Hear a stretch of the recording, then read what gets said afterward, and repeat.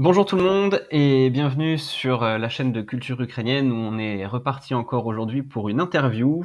Le thème d'aujourd'hui va être l'histoire de l'alcool sur les terres ukrainiennes à travers les siècles. Donc, je suis en présence d'Irina, mais également de Vladislav Bourda, qui est donc un...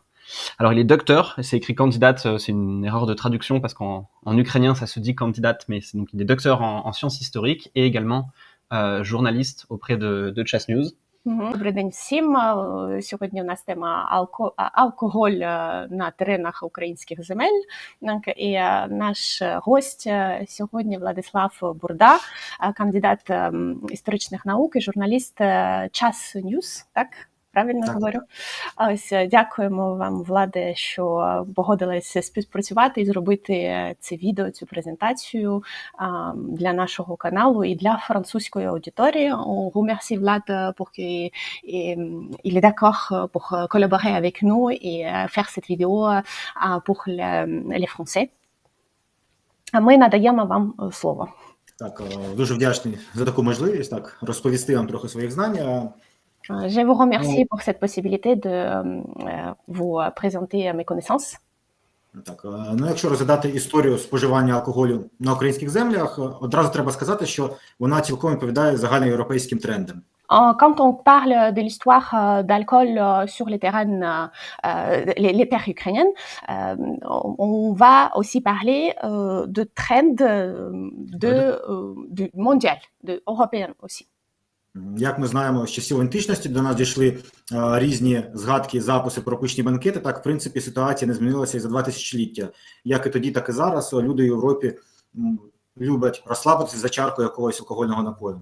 Selon les sources qu'on peut avoir maintenant, comme avant et maintenant, tout le monde aime un petit peu lâcher prise devant un verre et c'était partout à peu près pareil avant.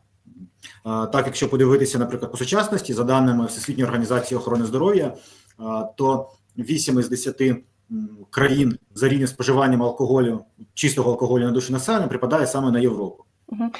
Si on regarde la statistique de l'organisation охорони здоров'я, la protection de santé, OOS, так, la statistique dit que 8 pays sur 10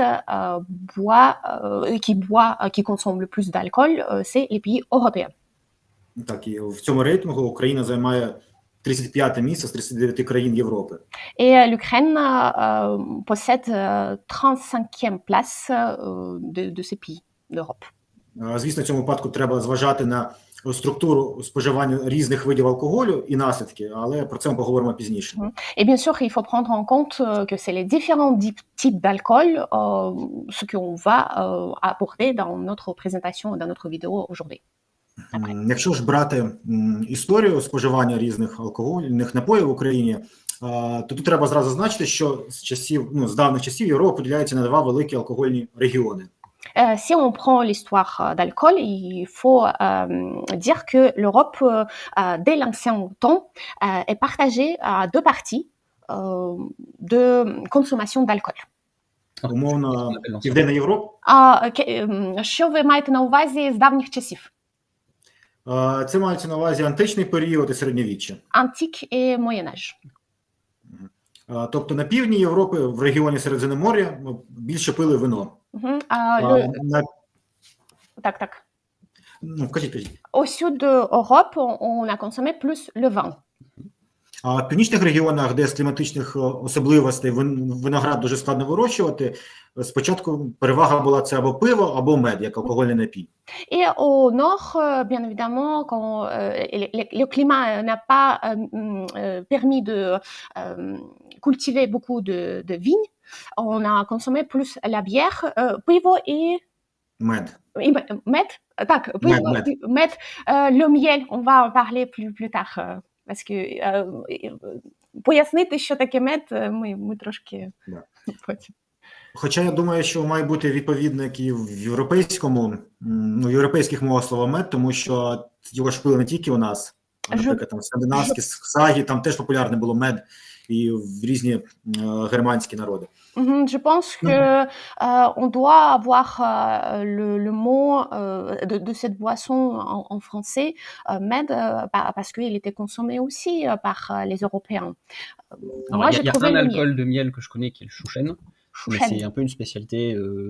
C'est pas dans toute la France, il me semble que c'est plutôt en Bretagne. Шарль, я йому пояснювала, і він знайшов такі відповідний якийсь напій, шушен, як називається, але тільки в якомусь регіоні Франції. Можливо, так, є таке Et je sais pas ім'я. si c'est vieux comme alcool. Donc, Ну, добренько, так. По Так, ходу діла розберемося. лем'єль. Так. Мед. Ну, так, ну, перейдемо. Так от, якщо брати період Київської Русі, тобто середньовічна історія України, коли ми вже говоримо про саме якусь українську державу, то тут алкогольна карта була представлена 3 напоями. Це мед, пиво та вино. Si on prend les terres russes de Kiev, la consommation le plus fréquent était présentée par 3 types d'alcool. Donc c'est le miel, le vin et la bière. В Україні, як зрозуміло, вино не вирощували, тому тут його намагалися одразу заміняти якимось іншими напоями. І перший за популярності це був саме мед. Comme vous avez compris, en Ukraine, on ne pouvait pas cultiver les vignes et le vin était assez rare. Donc, on a produit les miels, ce qu'on appelle les miels. Так, саме про мед ми згадуємо, це одні з найперших згадок у літописах. Це аналог середньовічних хронік, у яких розповідалися події тогочасної історії. La première source où on peut trouver miel, qui parle de miel, c'est dans les chroniques rutheniennes, où il s'appelle aussi Rus Chronicle en anglais, où on peut trouver les mots sur les miels. Одна із таких перших згадок пов'язана із літописною розповіддю про помсту княгині Ольги племені деревлян. Et cette histoire où on lit les mots sur les miels, il est lié avec Olga de Kiev, vous voyez son portrait ici, et son vengeance au peuple drevlan. Так, ну коротко нагадаємо цю історію. 945 рік великий князь Київський Ігор вирішив двічі поспіль зібрати данину з племені деревлян. Un peu quelques mots sur cette histoire. Donc son mari, князь Игорь, правильно ж я сказала? Il a décidé de prendre дань, oh my god, l'impôt. Les impôts, mais c'est les impôts qui n'étaient pas fixés. Les impôts des peuples qui s'appellent drevляни. Так, деревлянам такий варіант не сподобався, і вони під час цієї другої спроби в князя та його супровід вбили. Et les drevляни n'ont pas aimé cette façon de prendre deuxième fois le même impôt, et ils le tuaient. Вдова князя Ольга вирішила помститися кривдникам. Le veuf de князь Olga a décidé de venger. Спочатку вона заманила до Києва та спратила лідерів деревлян, а потім зв'язалася з звичайним населенням племені. D'abord, elle a invité le leader, les élites venir chez elle à Kiev. Elle est tous tuée, et puis elle est venue à Iskorosten, où il était drevляни, et aussi tous tués. Вона зробила вигляд, що простила кривдників і наказала їм влаштувати пишні поминки на місці загибелі її чоловіка. І для цього якраз наказала їм наварити дуже багато меда. Elle a fait l'air qu'elle a pardonné les drevлян qui a tué son ex-mari, et elle a demandé, on va faire le funéraire, la fête de funéraire sur la place où il le tuait, et elle a préparé beaucoup de miel.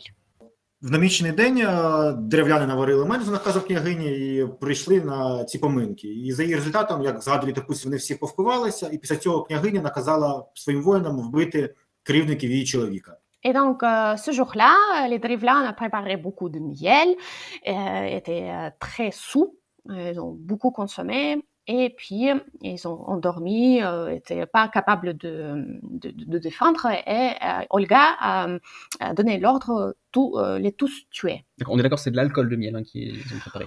Так, це, Шарль, запитують, чи це алкоголь, мед – це алкоголь, тому що… Да, це саме алкогольний напій, а про його, скажімо так, рецепт приготування трошки пізніше розповім. Oui, c'est alcool, il porte le même nom, miel, mais on va parler de recettes, comment le préparer un peu plus tard. Так, ще один згадка про мед, більш позитивна, пов'язана з онуком Ольги, великим князем київським Володимиром, за якого якраз Київська Русь прийняла християнство. Encore, le récit, le source où on parle de miel est lié avec Volodymyr Grand et aussi pendant les guerres des Routènes contre le… Ah, c'est l'image comme ça. Pardon. Так, одного разу він димом рятувався в битві з кочівним племенем печенігів і вирішив відзначити цю подію. Et voici comment on voit sur les images, c'était pendant les guerres contre les Péchénègues. Il a gagné dans cette bataille et il a décidé de faire la fête. На честь цієї події він наказав збудувати церкву та влаштувати масштабний банкет, на який позвав людей з усієї своєї країни і наказав наварити для них 300 чанів меду. Donc, dans cette source, on lit qu'il a donné l'ordre de construire une église et préparer 3 grands seaux de miel, de cette boisson alcoolisée. 300 чанів, скільки це літрів буде? Ну, на жаль, у нас немає згадки, що таке чан, ну як літраж тих чанів.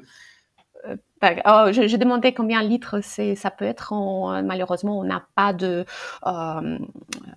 l'explication combien de litres exactement ça peut être, mais c'est beaucoup. Але враховуючи, що за згадкою літописця вони тоді гуляли цілих 8 днів, то, мабуть, 300 чанів – це було дуже великий літраж.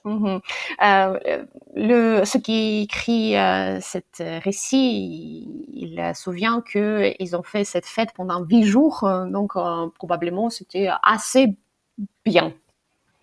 Так, voilà. Щодо меду. На Русі здавна розрізняли 2 види. Перший – звичайний мед – це продукт бджільництва, який використовували у якості замінника цукру. On va distinguer 2 miels. En fait, le premier miel, ce qu'on a utilisé pour remplacer le sucre. І другий мед алкогольний. Тобто це алкогольні напої, які створювалися на базі меду. Et deuxième, mon miel qui est destiné pour dire que c'est boisson alcoolisée. Ну, в українській мові це одне і те саме слово. І алкогольний мед і звичайний просто розрізнялися за способом їхнього вживання. У французькій також. Я не знайшла іншого слова. Il dit qu'en ukrainien, c'est le même mot pour dessiner et le miel pour le sucre et le miel comme les boissons alcoolisées. Звісно, з нас там з умовно 10 століття не дійшли рецептурні книги, де б детально описували ці рецепти, але на основі більш пізніших записів дослідники плюс-мінус встановили умовно рецептуру приготування цих напоїв. Nous avons les recettes qu'on a trouvées des anciens récits où on peut trouver comment exactement préparer ce type de boisson. Мед готували кількох видів. Найбільш елітний мед називався ставлений. Et il avait quelques types de miel. Le premier type qui était plus haut niveau, d'élite, la boisson d'élite. En ukrainien, c'est stavlený. Je ne sais pas comment on peut traduire ça en France. En français. Так, якщо дуже спрощена процедура приготування, то звичайний мед розбавляли водою або якимось там ягідним соком, запускався процес бродіння, потім цей процес бродіння переривали, заливали рідину у діжки і закопували їх у землю на кілька десятиліть. Oh, ok, donc on a pris le miel, on a ajouté de l'eau, peut-être des baies aussi, des baies rouges et d'autres baies. Après, ce processus de fermentation a commencé et on a pris ces seaux et on l'a mis dans la terre pour quelques années. На скільки років ми туди закопали? За різними згадками, як зараз припускають, це могло бути до 30 років. Jusqu'à 30 ans, on pouvait. Voilà. C'est pour ça il était élite. Тому він і був дорогий. Тому і назва ставлена від слова стояти, що він багато років стояв. Et ставлений, c'est le mot qui ça veut dire en ukrainien стояти, ça veut dire rester quelque part. Un peu comme le vin de garde, là on avait du miel de Vin garde. de garde. Peut-être, oui. Шар каже, що це трошки як вино, це коли вони стоять. Вино або якісь там, не знаю, віскі. Так. В результаті такого тривалого настоювання виходив такий, ну як сказати, доволі міцний пряний напій з гарними смаковими якостями, але враховуючи, що треба дуже багато було часу для його виготовлення, цей напій коштував дуже дорого, тому його могли дозволити собі лише князі та їхні наближені особи. Et bien évidemment, après on a obtenu la boisson alcoolisée, un peu sucrée, mais il coûtait assez cher et ce que les kniaz et élites pouvaient se permettre d'acheter ce boisson parce qu'il y a beaucoup d'années il fallait pour le préparer. Скільки він міг бути градусів? Combien de degrés il pouvait être? Взагалом всі тогочасні алкогольні напої це були слабоалкогольні напої, умовно там від 2 до 10 градусів. Але це все ж таки, це все дуже умовно, тому що ми не знаємо точно рецептуру приготування. Avant, tous les boissons alcoolisées dans cette époque étaient très basses, de 2 à 8 degrés. Mais on ne peut pas dire exactement parce qu'on n'a pas de recette exacte de cette époque-là. On a les recettes de l'époque un peu plus tard. Більше дешеві та масові варіанти медових алкогольних напоїв – це так званий варений мед. Він готувався за схожою технологією, як пиво. Тобто варився з водою, додавався хміль, солод і виходив слабоалкогольний напій. Et la boisson, le type de miel un peu moins cher, ça s'appelle varney, ça veut dire le mot cuir. Donc le miel cuir, on l'a ajouté aussi de l'eau, on a fait cuire et puis on a obtenu quelque chose alcoolisé. Donc on a ajouté houblon dans les recettes et il est devenu alcoolisé. От саме про такий мед варений, це згадувався в попередній історії про князя Володимира, коли наварили 300 чанів. Et c'est exactement cette miel qu'on cite dans l'histoire de Kniaz Volodymyr Grand quand il a donné l'ordre de préparer 300 bocaux. Tonneaux. Ще один такий відносно дешевий і швидкого приготування медово-алкогольний напій – це так званий сичений мед. Et troisième type de miel, c'est сичений. Від якого слова сичений у нас? Від слова сито, ну це не переведеться, тому що сито – це теж один із видів медового напою, але безалкогольного. Ага, juste rappelez-vous, c'est sito. On va vous expliquer comment ça se prépare. Ми пояснимо, може бути. Так, ну, сито – це мед, розбавлений водою. А якщо його поставити в темне місце на тривалий час, він почне бродити. І в результаті цього бродіння виникав сичений мед, який вживали як слабоалкогольний напій. Ага, donc cette miel, сичений, sito, c'est le miel avec l'eau ajoutée, bien sûr, et on l'a mis juste quelque part dans le coin sombre, et avec la fermentation, il est devenu la boisson alcoolisée. Скільки часу він там залишався? Я вам точно не скажу, кілька тижнів. Кілька тижнів, quelques semaines, et après il a commencé à... Дуже теж треба було спіймати той момент, щоб він і не перебродив, і щоб його ще можна було вживати як напій. Ouais, il fallait juste attraper ce moment-là exactement pour que ça ne devienne pas fermenté plus qu'il faut, pour qu'il ne s'abîme pas et qu'il reste exactement le même, avec le bon goût. Отак. Різні медові алкогольні напої плюс-мінус масово вживали навіть до 19 століття.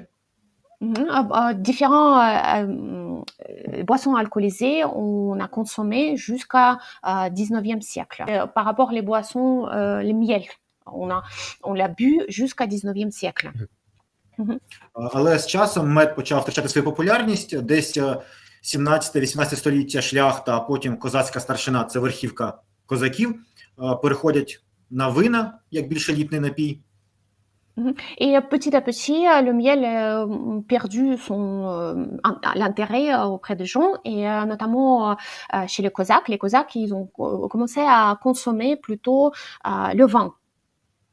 Плюс в цей період набуває поширеності горілка, яка теж витісняє мед, і щось також зменшуються масштаби бджілярства, відповідно, меду стає менше, напій стає відповідно дорожчий. Et en plus, après, on a retrouvé horilka, la vodka en français, et on commence à consommer dans les différentes parties de terre ukrainienne. Et voilà, on commence à consommer vodka.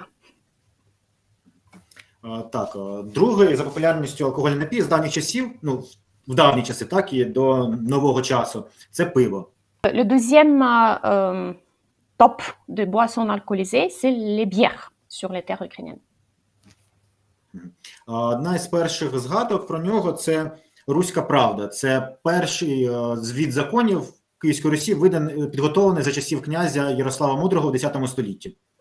Les premiers récits par rapport aux bières, on trouve dans espèce de gazette récite qui s'appelait Ruska Pravda, ça veut dire que c'est la vérité de Russe, comme Russe de Kiev.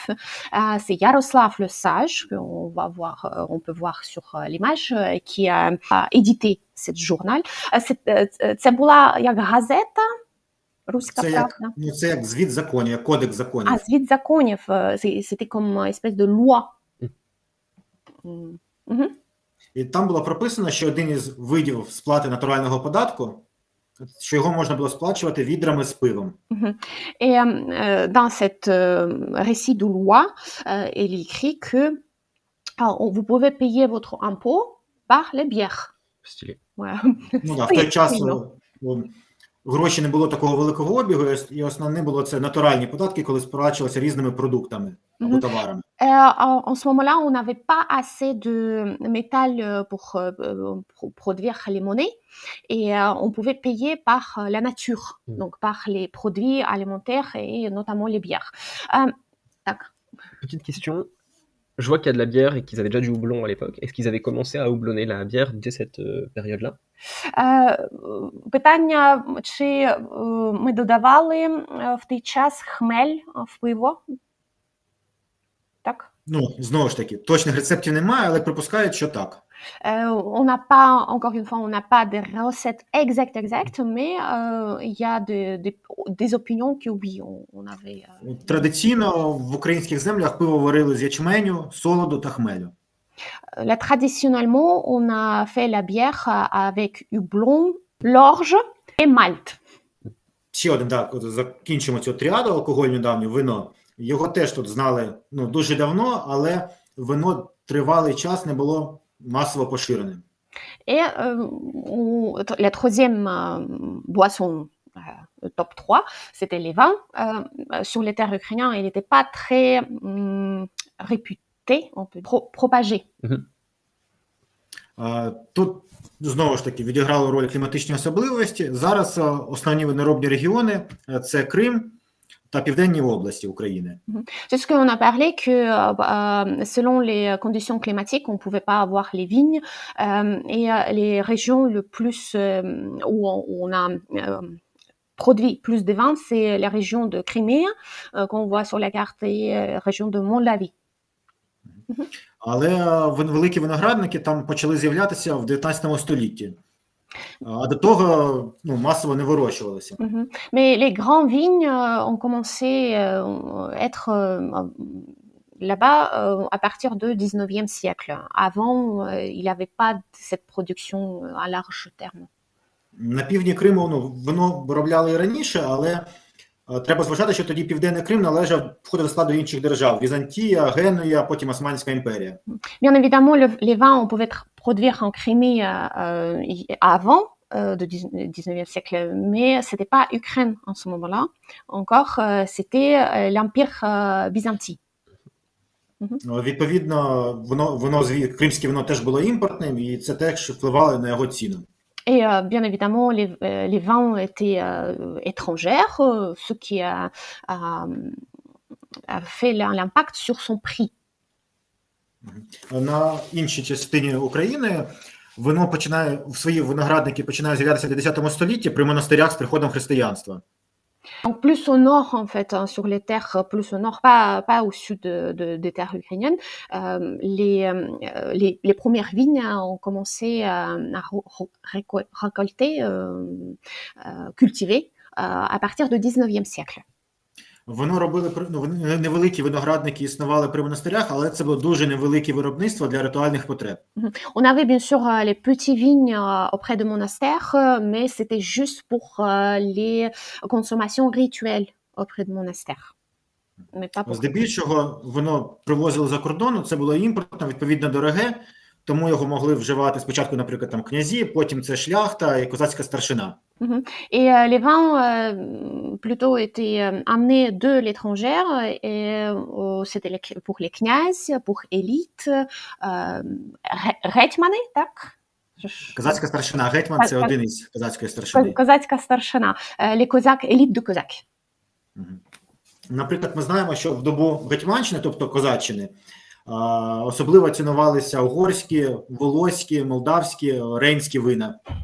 Et on a des preuves, des sources qui disent que pendant l'époque des Cosaques, on a apprécié beaucoup les vins de Hongrie, de Moldavie, la rivière Rhine. Le Reims. Reims. Також з давніх часів в Україні були поширені різні наливки. Наприклад, на основі березового соку, вишнівка, слив'янка, малинівка, чорнична, з багатьох ягід та фруктів. Et depuis ces anciens temps, on a eu beaucoup des productions de liqueurs et les tentures différents. Par exemple, on a варенуха, c'est comme punch. Spotekash, c'est liqueur de baie rouge. Вишнівка. C'est liqueur de cerise. Постійно цей перелік розширювався. Наприклад, Іван Котляревський, це український письменник, автор у своїй праці «Енеїда», це перший літературний твір, написаний розмовною мовою, згадує настойку з айви, яку привозили з Криму. Et par exemple, dans son livre, Ivan Kotlyarevsky, c'est écrivain ukrainien, il a écrit le livre Énéide où il explique toutes les traditions ukrainiennes et il raconte, il parle de teinture de coin qui a été amenée de Crimée en Ukraine. Наливки спочатку виготовляли на основі соку, фруктів або ягід шляхом природного бродіння, а потім з'явилися настоянки. Настоянки – це коли до спиртового дистиляту додавали сік, тобто на основі спирту. Les liqueurs, on a préparé comme les vins. En fait, quand on a pris le jus et on l'a fait fermenter. Et les tentures, c'est quand on a pris les baies, les fruits et on a mis dans l'alcool. Et ça a donné les teintes de l'alcool. D'accord, voilà. Donc, du coup, une teinture, c'est une liqueur plus des baies. Cet alcool dans lequel on met les fruits, il vient d'où? В який алкоголь додавали фрукти і ягоди в процесі приготування настійки? Спиртові дистилянти, умовно, міцна горілка, до якої додавалася, яка розбавлялася різними додатковими фруктами або ягодами для додаття інших смакових якостей. Distillats alcoolisés, donc comme vodka, dans lesquels on a ajouté après. Процес виготовлення горілки з'являється на наших землях приблизно це 15-16 століття. Le processus de production de vodka commence à prendre son début de 15e, 6e siècle. Сам процес називався винокуріння, від слова вино, тому що міцні алкогольні напої тривалий час називали хлібним вином. Et ce processus lui-même s'appelait vinokurinja.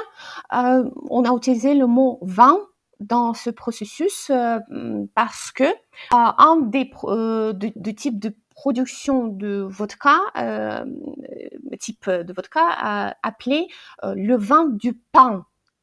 Donc il y a le vin de raisin et le vin du pain. Et ce vin du pain, il est appelé vodka. горілка en ukrainien. Так, ну стосовно назви, ще так, горілка підходить від слова горіти, як зараз вважається, тобто інша назва теж горіле вино, тобто, що вона міцна може горіти, і в процесі приготування дистиляції також відбувається процес нагрівання, так, горить. Par rapport au nom горілка en ukrainien, il vient de mot горіти, brûler. Ce qu'on dit en français, brûler K, quelque chose comme ça. Parce qu'on pouvait le faire brûler avec le feu, donc c'est pour ça... Flamber, c'est comme on fait nous quand on fait flamber. Ще одна назва, давня назва горілки, так, це оковита. Це слово присутнє в українській і польських мовах. Et encore un nom pour dire vodka, горілка, c'est оковита. Ce mot, on trouve dans la langue polonaise aussi. Ця назва походить від латинського вислову аквавіта. Це термін, який, як зараз вважається, перший вжив алхімік Арнольд Віланов в 13 столітті, один із визначних медиків того часу. Et ce terme, il vient justement du mot latin aquavita. Він виготовляв спиртовий дистилят, який якраз, аквавіта – це жива вода, тому що він використовувався спочатку як лікарський засіб. При приготуванні лікарських засобів. Ce terme était mis, як звали?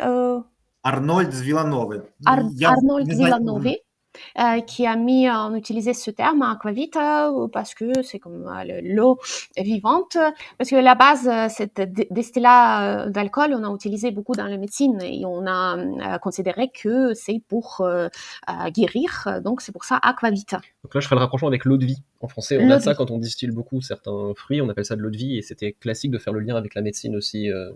У французькій мові також є жива вода, l'eau de vie, яка була використовувана для медицинських потреб. Медичних цілей, так. Так само і слово водка, так? Водка, або як перший варіант синонім цього слова читалося як вудка, це теж через слово, від слова вода. Vodka, et aussi il y avait un mot vodka qui est mis deux mots l'eau, voda, l'eau. Якщо візьмемо варіанти так, міцних алкогольних напоїв, які тоді вживали, тут можна процитувати нашого сучасного історика Олексія Сакірка. Він видатний дослідник періоду Гетьманщини і автор чудової праці «Кулінарна мандрівка Гетьманщиною».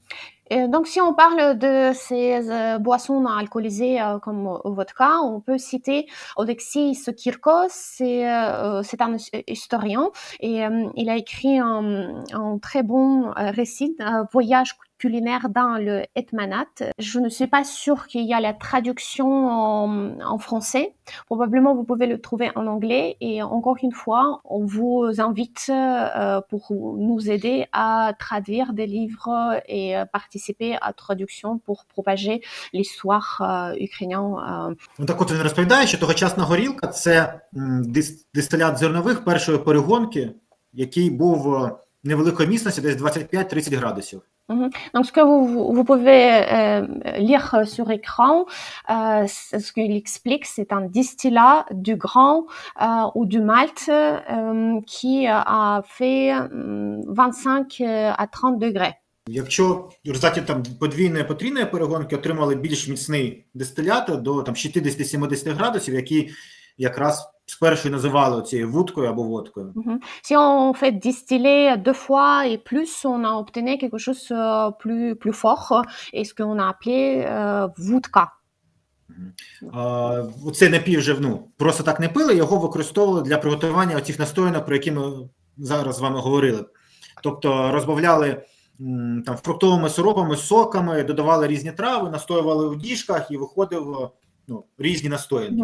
Et donc ce vodka qui est plus fort, on n'a pas consommé juste comme ça. On l'a utilisé justement pour préparer les tentures, pour le mélanger avec des fruits, des baies et à mettre de côté pour obtenir les autres types de boissons. Це ми беремо початок, так, коли з'являється тут горілка, водка на наших землях. Потім в процесі технологічного розвитку змогли робити казенну горілку, це вже пізніше, так? Коли горілка, зараз традиційна горілка, це 40 градусів, так? Якщо брати, яка виробляється промисловим способом. Ok, donc on prend le début de production de vodka et après, quand on a appris à faire le plus propre, là, on a commencé à consommer le vodka sans ajouter des baies, etc. Перейдемо, да, так, до цих от елітних горілок, водок, які вживала більш елітарні верстви населення. Тут, наприклад, можна згадати записи про нього. Наприклад, про такі напої згадував у своїх щоденниках Патрік Гордон. Це шотландський офіцер, який наприкінці другій половині 17 століття близько 40 років був на службі московських царів. І більшу частину цієї служби провів саме на українських землях і залишив дуже багато згадок про козаків. Si on parle des boissons alcoolisées forts, de plutôt mais élitaires, pour élite, on peut trouver les récits que Patrick Gordon a laissé. C'est un général de l'armée impériale russe d'origine écossaise qui a travaillé pour l'Empire russe, mais il a beaucoup passé son temps sur les terres ukrainiennes et il laissait beaucoup des souvenirs sur l'alcool et vie quotidienne. Що зараз, да, в плані історії дуже важливо, що ми, мовно, слово Росія не згадуємо до середини 17 століття, до цього часу московський, тобто він, мовно, був на службі не російських царів, не рус, тому що Русь це і Росія це різні поняття. Général de l'armée impériale moscovite. Parce que dans cette époque, russe n'existe pas comme mot, c'était Moscovie. Et c'est après qu'il a pris le mot russe. C'est important de savoir. Так, і от він, наприклад, згадує, що одного разу козацький гетьман Іван Самойлович подарував пляшку бренді. При цьому, що він розрізняв різні напої, бренді і горілку. Donc, Patrick Gordon souvient que le hetman qu'on voit sur les photos, Ivan Samoilovich, l'a offert la bouteille de brandy. Так, і от, ймовірно, від слова бренді, в даному випадку, він розумів саме місцевий варіант цієї якоїсь настойки, яка наставилась багато років у дубових діжках десь там у гетьманській резиденції, в результаті набрала там особливого кольору та смакових якостей, який нагадав йому, що напій в результаті нагадав йому напій з його батьківщини бренді. Et apparemment, bien sûr que c'était pas brandy en ukrainien, c'était un teinture des élites qui a resté quelque part dans les caves de Hetman pendant quelques années et est devenu cet type d'alcool d'élite très bon niveau. Et quand Patrick Gordon l'a essayé, ça le fait rappeler brandy de ce qu'il connaissait déjà. D'Écosse, oui, bien sûr. Mais d'Écosse, ouais. Взагалі про алкогольні вподобання того часу дають багато цікавої інформації, записи іноземців, для яких якісь там місцеві традиції були в новинку, і вони їх згадували з особливою цікавістю. En général, beaucoup de ce qu'on connaît sur l'alcool, c'est grâce aux étrangers qui ont visité Ukraine et qui a laissé les récits, laissé les notes par rapport à nos boissons, ce que les Ukrainiens buvaient, etc. Так, наприклад, можна згадати записи Петра Лепського, це син антіохійського патріарха Макарія, який разом з батьком всередині 17 століття подорожував Україною. Comme ça, on peut justement se rappeler des récits de Paul d'Alep. C'est le fils de patriarche Macaire qui a visité Ukraine et Paul d'Alep a visité avec lui, avec son père, et il a écrit récit de voyage de patriarche Macaire d'Antioche. Ce livre, vous pouvez trouver justement en France. Elle est traduite en français sur Amazon, je l'ai vu. Allez-y.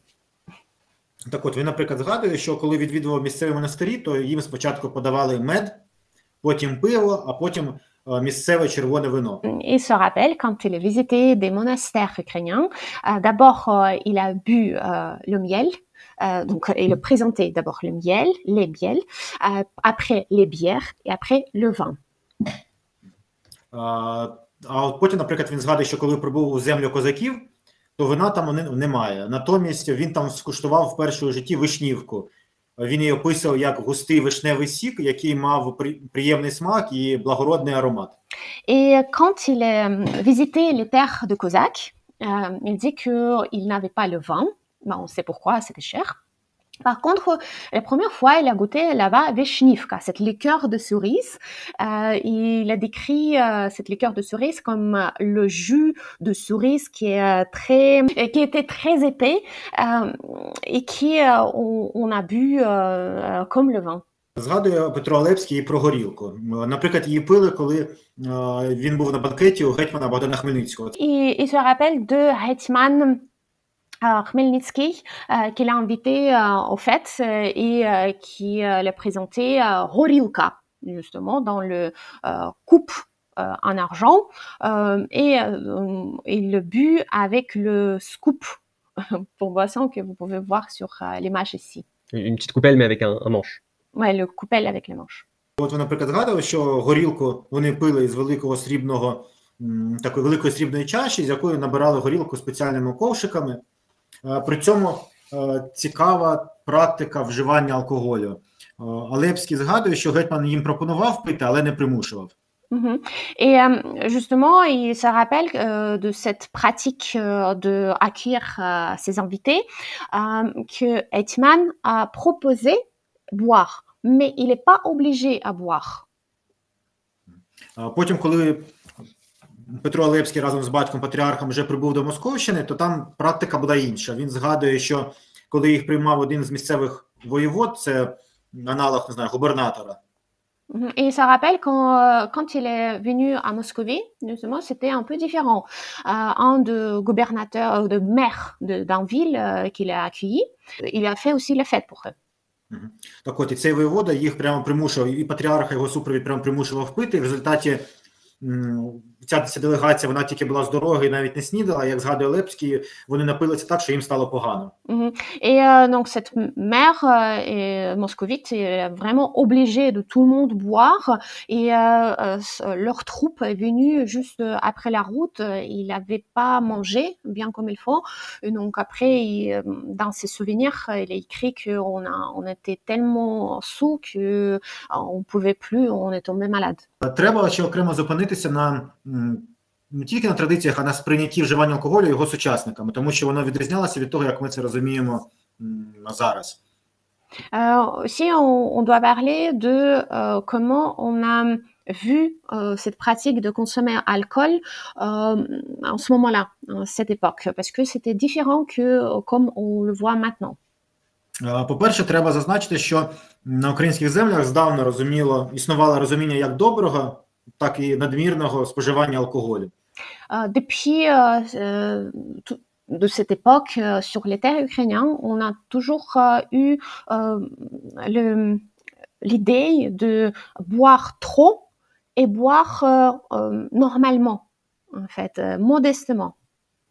Наприклад, якщо вернутися в період Київської Русі, про який писав літописець, вже згаданий нам приклад масової пиятики, яку влаштував князь Володимир, то літописець не бачив нічого поганого в цьому, навпаки показував як приклад щедрості князя. Si on revient sur le Russe de Kiev, quand kniaz Volodymyr Grand, on a vu cette image quand on a construit l'église et quand ils ont bu le miel, on l'a pas vu comme quelque chose mauvais.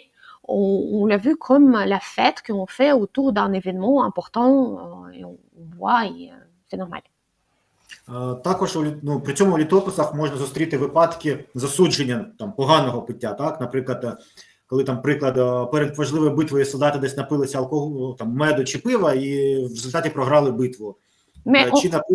En même temps, on peut trouver les récits dans les notes anciennes, dans les sources, que c'était mal vu boire trop. Et par exemple, si on a des récits qui expliquent que voilà, les soldats, ils ont été trop bourrés et ils n'ont pas gagné, ils n'ont pas obtenu la victoire à cause de ça. Так от, наприклад, і ще показовий випадок в літописі Галицький князь Володимир Ярославович, як каже літописець, він причастився до чарки, почав часто пити, а потім ще завів роман з дочкою священника. І це викликало обурення його підлеглих, і в результаті, коли почалася боротьба за владу, вони підтримали іншого претендента на престол. Et par exemple, dans les récits, on a des sources qui disent que Volodymyr Yaroslavovich, celui-là que vous voyez, il aimait trop boire. En plus, il a mis l'œil sur la femme de prêtre, et puis il était pas bon prétendant pour prendre le pouvoir. Et quand il avait cette espèce de élection qui va prendre le pouvoir, il est perdu à cause de ça. Треба ще відзначити, що настанову, як правильно вживати алкоголь, умовно, ми знаходимо теж з часів Київської Русі. Це як були якісь там різноманітні повчання, тобто настанови своїм нащадкам, так від світських правителів, так і від різних церковних ієрархів. Ось, наприклад, Володимир Мономах – це один з останніх князів усієї Київської Русі, який контролював усю територію держави. У своєму повчанні дітям наставляв їх, щоб вони не вдавалися у пияцтво і блуд. On peut aussi noter que on a eu les différents espèces des conseils pour les générations suivantes, comment il faut faire ci et ça. Et par exemple, on a eu le kniaz Volodymyr Monomakh, qui était grand prince de Rus de Kiev et qui a laissé ses lois, les conseils pour ses enfants et ses ancêtres, où il a dit que attention, consommer l'alcool modestement. При цьому треба зважати, що до алкоголю не можна сказати, що було прям негативне ставлення, тому що алкоголь здавна приписувалися, особливо міцному, коли почали виготовляти різні вже спиртові дистиляти, приписувалися лікувальні властивості. Наприклад, там, не знаю, перші там, горілки могли описувати як засіб, який придає бадьорості. Люди розуміли, що людина, коли вип'є, починає бути активною, але не розуміли спочатку негативний вплив надмірного споживання і наслідки, які може це викликати. Et en ce moment-là, on ne comprenait pas vraiment ce que fait l'alcool pour notre corps, comment il agit sur notre corps. Donc les gens ont vu que quand quelqu'un boit, après il devient un peu gai et un peu guéri, on peut dire, et on n'a pas vu avant que c'est mauvaise chose boire. Так само зараз можна багато там прочитати, я не знаю, як народний лікарський засіб гаряче вино, яке лікує кашель, застуди і тому подібне, а в добу середньовіччя це взагалі теж був там як один із універсальних лікарських засобів, як тоді вважалося, які могли приписувати при різних хворобах. Même maintenant, on peut trouver des recettes de mamie qui dit que pendant que tu as mal à la gorge, tu peux boire le vin chaud ou le cognac, etc. Plusieurs recettes. Et avant, c'était encore plus. Donc, on l'a utilisé dans la médecine et c'était tout à fait normal. C'est vrai aussi. В Європі теж, у Франції це... Так. Я ж це маю на увазі не тільки як про Україну, це взагалі як загальноєвропейський, те, що я казав, загальноєвропейські тренди, і алкоголь усюди вважався тривалий час, і зараз так само, як якісь в різних випадках, як лікарський засіб. Ce qu'on a dit qu'au Moyen-Âge, sur les terres ukrainiennes, russes de Kiev, c'était le même trend qu'en Europe. Il n'y avait pas de différence dans l'effet médecine sur ça. Якщо взяти пиво, то пиво не тільки так само, не тільки в Україні, а взагалом по всій Європі тривалий час взагалі не вважалося алкогольним напоєм в сучасному розумінні. Et si on prend la bière comme boisson, il y a beaucoup des années qu'on ne l'a pas considérée comme boisson alcoolique. Tout le monde le buvait, alcoolisé. Tout le monde le buvait comme une boisson au lieu de boire de l'eau. Mais il y avait une raison sanitaire aussi à ça. L'eau à l'époque était peut-être pas très propre à la consommation. По причині санітарних норм, так? Саме так, тому що в добу середньовіччя, а потім нового часу існувало стійке упередження, становило не пити сиру воду. Тоді не існувало різних очисних споруд, кулерів, фільтрів. Так само люди не розуміли, що треба кип'ятити воду. А в умовах антисанітарії, особливо в містах, вода могла бути точніше, не могла бути, а часто була розносчиком хвороб. І споживання звичайної води могло спричинити епідемію. Ouais, et donc au Moyen-Âge, comme partout, l'eau considérée comme quelque chose qui peut amener les maladies. Et on ne savait pas qu'il faut le faire bouillir pour tuer les bactéries, les microbes, il n'y avait pas de cette notion. Et donc les gens évitaient de boire l'eau. Тоді люди ще не могли це пояснити з наукової точки зору, що там, умовно, там збудники інфекцій знаходяться у воді, але розуміли, що краще її не пити, звичайно, воду, тому намагалися її замінити якимись різними напоями. І один з таких відносно дешевих варіантів це було саме пиво. Et les gens ne pouvaient pas, bien évidemment, expliquer ça scientifiquement. Il n'y avait pas de notion de bactéries et de microbes, mais ils savaient qu'il ne faut pas boire l'eau. Et une de ses remplaçantes était la bière. Ну, скажу, така ситуація спостерігалася по всій Європі. От, наприклад, у Луцьку, це місто на заході України, в 16 столітті збереглися записи, що теслярі в робочий день приймали 4 прийоми їжі і разом зі стравами впили пиво.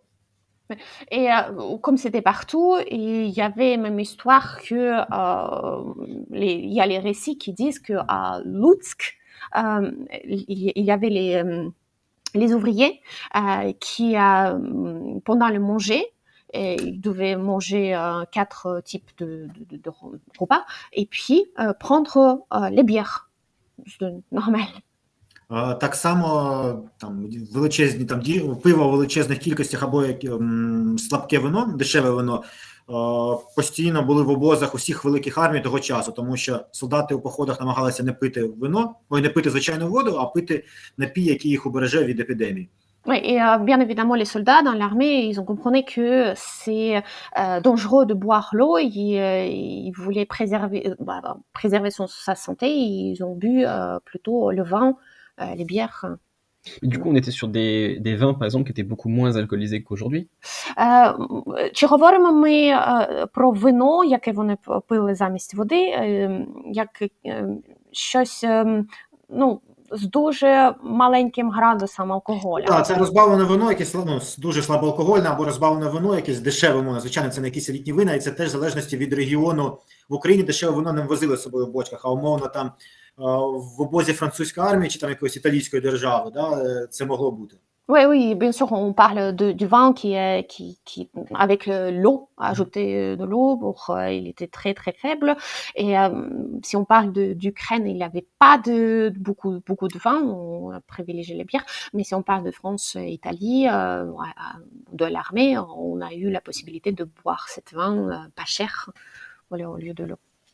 При цьому треба зважати, що це були слабоалкогольні напої, інколи навіть, там умовно 2 градуси, тобто менше, ніж звичайне сучасне пиво.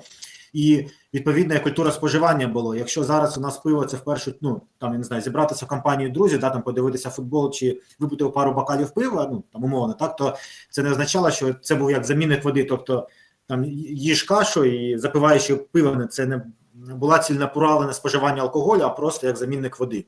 Donc la consommation de cet alcool, la culture de consommation n'était pas la même. Il était vraiment très très faible, 2 degrés comme le cidre par exemple. Et c'était pas comme maintenant quand on se réunit avec les amis, on boit une bouteille ou plus selon la compagnie. Et avant c'était tu manges et tu bois la bière et c'est tout à fait normal. C'était tout à fait normal. Тільки що ми говорили, що в обозах армії так там возили з собою пиво або там дешеве вино, то взагалі треба сказати, що 16-17 століття, та й до цього, вояцька верства – це була найпотужча частина тогочасного європейського населення. Et si on parle de 16e, 17e siècle, notamment les soldats, l'armée étaient les parties de société qui consommaient le plus parce que justement ils ont voyagé et ils ont pris avec eux ces seaux avec de l'alcool pas pour consommer alcool mais pour préserver sa santé de maladies. Звісно, в умовах бойових дій вживання алкоголю заборонялося, проте у вільний час усі солдати по всьому континенту полюбляли зняти стрес чаркою напою, і часто якраз це були якісь міцні міцні алкогольні напої. Et encore une fois, quand il y a le combat, bien sûr, c'était interdit de boire beaucoup avec l'alcool fort. Mais si on parle de quand ils ont fini le combat et pour lâcher la prise, pour débarrasser du stress, bien sûr, ils ont aimé boire abondamment et quelque chose plus fort. Не виключення були українські козаки, і багато іноземців, які з ними спілкувалися, якраз і згадували їхню велику пристрасть до горілки. Et quand on parle des Cosaques ukrainiens, il y a des notes des étrangers qui ont visité les terres ukrainiennes et qui ont parlé que les Cosaques, après les batailles ou dehors des batailles, ils ont aimé boire alcool, horilka, donc la vodka. Ну, так, наприклад, можна згадати французького військового інженера Гійома де Бонплана, який в середині 17 століття 20 років пробув на службі у польських королів. Et donc on peut citer ici Guillaume de Beauplan, c'est le cartographe, ingénieur qui a travaillé justement sur les terres ukrainiennes au milieu des Cosaques pendant 30 ans. Il a laissé beaucoup de récits après lui. Et il y a en français. Так, він, до речі, склав першу карту України на основі власних вимірів, та й загалом перший із відомих картографів вжив назву України, і завдяки його працям так це слово поширилося на інших європейських картах з часом. Et c'est la première qui a constitué ou fait la carte sur les terres slaves et qui utilisait le nom Ukraina. Et après, ce nom, les autres commençaient à utiliser sur les autres cartes. Oui. Bon, juste quand même, le nom Ukraine lui-même date déjà de 1137, mais le fait de l'attribuer à ce territoire, c'est les premières fois qu'on le voit dans la cartographie. Це ім'я ми застосували вперше, Гійом де Бонплан застосував до терену України. На карті. На карті, так. Ну да, тобто не в само слово, а як в картографічний лексикон. Так, і Бонплан, зокрема, також залишив цікаві записи про звичаї місцевого населення, і там він згадує, що козаки дуже полюбляли випити, і, наприклад, там могли після гарної пиятики не встигли протверезіти, знову починають пити, лікуватися тим самим, від чого їм вчора стало погано. Et Guillaume de Beauplan a laissé les récits, les notes à propos des Cosaques et de leur bien aimé d'utiliser l'alcool. Il dit qu'ils ont réveillé, et ils ont commencé avec le mot de tête après l'alcool, ils ont commencé à consommer l'alcool pour justement débarrasser de maux de tête qu'il a eu après l'alcool.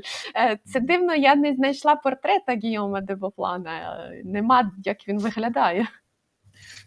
Все рівно ці всі портрети, вони дуже умовні того часу. Так, якщо це не була якась дуже видатна особистість. Так. І ще подібні згадки, наприклад, можна згадати сучасника Бонплана, це венеційський посол Альберто Віміна. Він також в 1650 році відвідав Україну, зустрічався з Богданом Хмельницьким.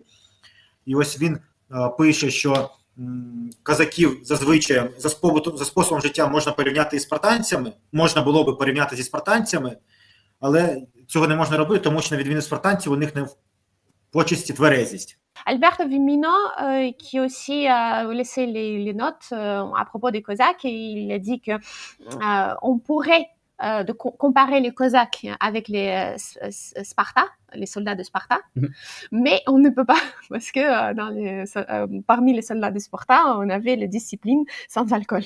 Spartiate. Oui. Але ж тут знову згадаємо так, то що казав перед цим, що в принципі тяга до алкоголю існувала всіх вояків того часу, а козаки це була якраз верства, яка, основний вид роботи, це була саме вояцька справа.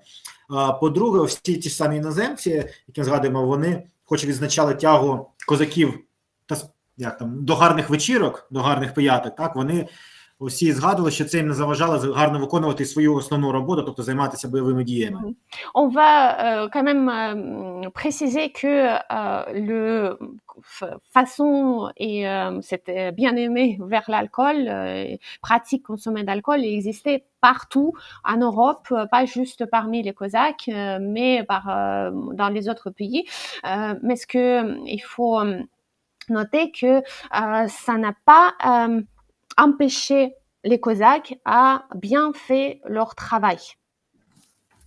Той же бомплан, який ми згадували, так само згадував, що, наприклад, під час військових походів, наприклад, морських походів до Криму або Стамбулу, столиці Османської імперії, то козака, який порушив сухий закон, могли викинути посеред моря в воду з човна. Et les Beauplans, ils notent aussi que quand les Cosaques ont fait en train de faire le voyage vers la Crimée, le voyage de militaires vers la Crimée ou vers d'autres ennemis, si on a trouvé un Cosaque bourré ou sous sur le bateau, dans le bateau, on pouvait justement le jeter dehors dans la mer ouverte, donc mourir, parce que c'était la punition à la mort, comme c'était bien strict. Тобто під час бойових дій діяв сухий закон, і за його порушення діяли дуже суворі покарання. Donc pendant les batailles, justement, on a eu cette loi sec, comment ça s'appelle? Abstention d'alcool, ne pas boire, même pas un peu, c'était punition à la mort.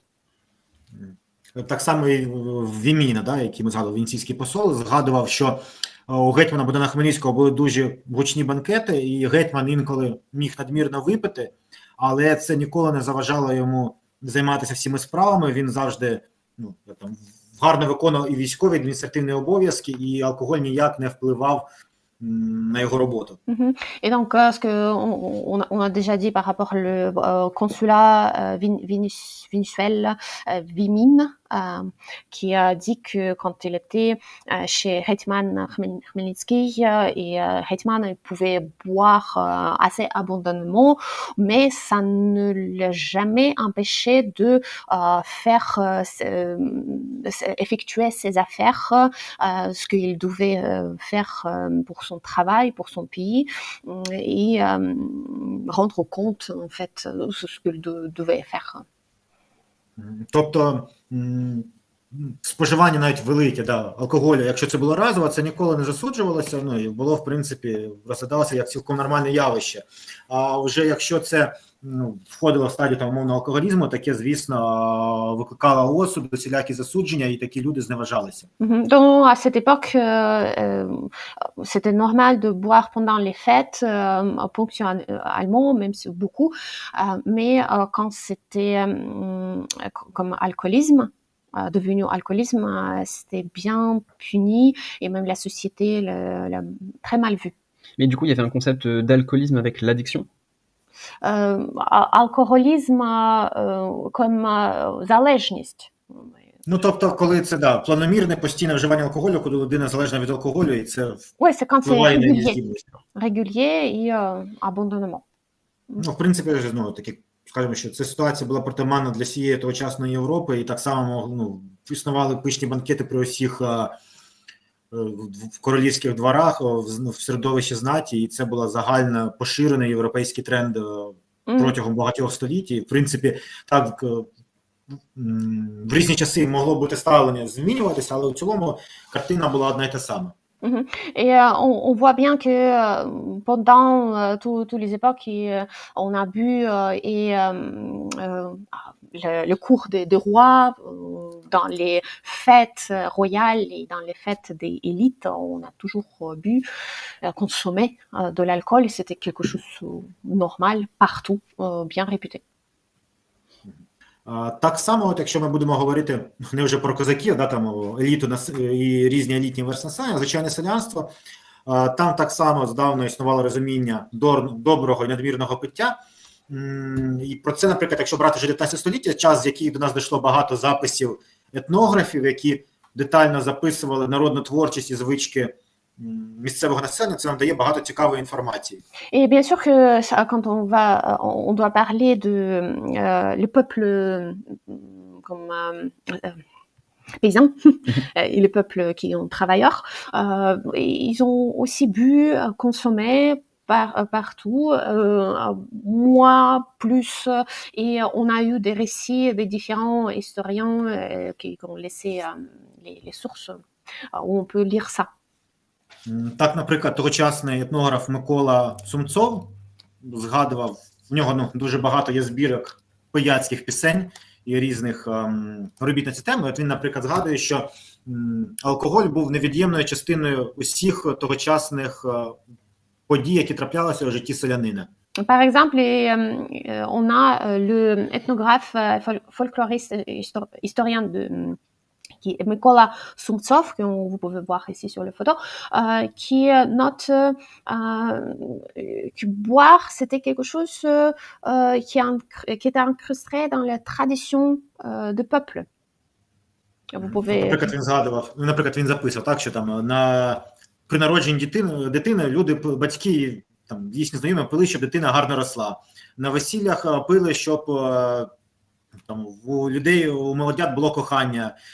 На похоронах пили, щоб людям на тому світі теж було все добре. А у живих, щоб було гарне здоров'я. Et cette citation, vous pouvez voir ici, donc ils consomment de la vodka à la naissance d'un bébé pour que les enfants grandissent bien. Lors de mariage aussi, ils boivent largement accompagné de divers proverbes et dictions pour que les mariés s'aiment. Et aussi, ils prennent vodka pendant que quelqu'un est mort, funéraire, pour que nous, les vivants, soient en bonne santé et ceux qui sont morts, ils reposent en paix.